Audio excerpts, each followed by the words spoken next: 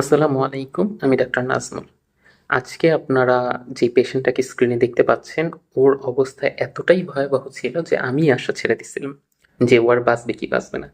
কারণ ও শুধুমাত্র creamy affected ছিল না, ওর সাথে করে আবার হলুদ কালারের বমি হচ্ছিল।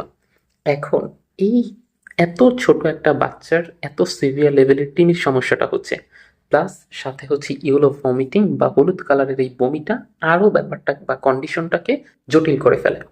তার মানে ক্রিমি প্লাস হলুদ বমি, এই দুইটা। এখন ক্রিমির সমস্যাটা আসলে কোথায় থেকে আসে এটা আপনারা আমার অন্যান্য ভিডিওগুলো দেখলেই বুঝতে পারতেছেন যে সাধারণত এই সব ক্রিমির ভিতর ছোট বাচ্চাদেরকে রাউন্ড ওয়ার্ম বলেন বা হুক ওয়ার্ম বলেন বা ট্যাপ ওয়ার্ম বলেন, এই কৃমিগুলো হচ্ছে সাধারণত ওর বডির জন্য কমন। এবং এগুলা হলে আপনারা দেখতেই পাচ্ছেন যে ওর মানে কি পরিমাণ পাতলা পায়খানা হচ্ছে, ওর পেটটা কি পরিমাণ ফুলে আসছে। শুধু যে পায়খানাটা হচ্ছে পাতলা এমন না, পায়খানার সাথে কি বড় বড় কৃমিগুলা বের হচ্ছে।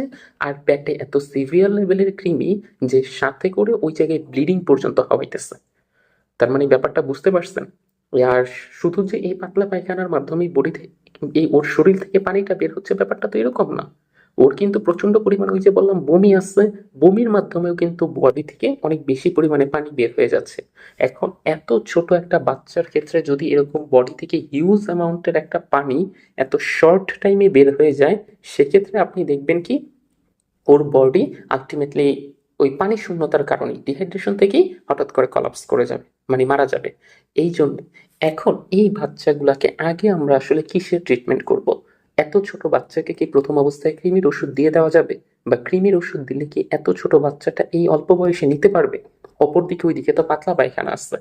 এই জন্যে ব্যাপারটা অনেক বেশি জটিল হয়ে যায়।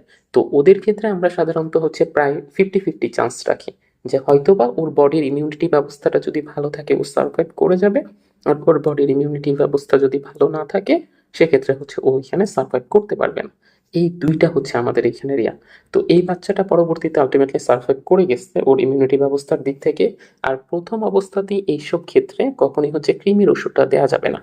আগে চেষ্টা করতে হবে বমিটা আমরা কিভাবে বন্ধ করব, প্লাস হচ্ছে বডির ভিতরের যেহেতু রক্ত মিশ্রিত পায়খানা হচ্ছে সেটা কিভাবে বন্ধ করা যায়, এই ব্যাপারগুলো হচ্ছে আগে আপনাকে মনোযোগ দিতে হবে। এই জন্য আমি সবসময় পরামর্শ দিব ছোট বাচ্চাদের ক্ষেত্রে আপনারা যদি দেখেন পেট ফুলে গেছে অথবা রক্ত মিশ্রিত পায়খানা হচ্ছে অথবা হচ্ছে এই বমির সাথে বা পটির সাথে আলটিমেটলি কৃমি বের হচ্ছে, একটু সময় বাসায় অপেক্ষা না করে রেজিস্টার্ড ফিটের সাথে খুব তাড়াতাড়ি হচ্ছে যোগাযোগ করবেন। কারণ এই কেসটাতে আগে হচ্ছে ওকে হাইড্রেটেড রাখতে হবে।